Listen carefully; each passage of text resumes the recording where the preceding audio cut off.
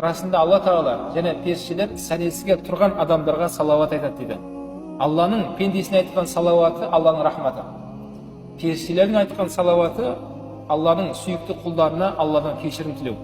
Алла, осы пенделерімді кешір. Сен үшін деп таңертең сәлесіге оянды осылар.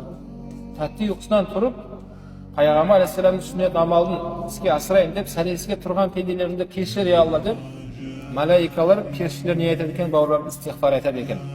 Пайғамбар алейхиссалам айтады, күндізгі оразаларыңыздан таңғы сәресімен, таңғы сәресі ішу арқылы өздеріңізге көмектесіңіздер.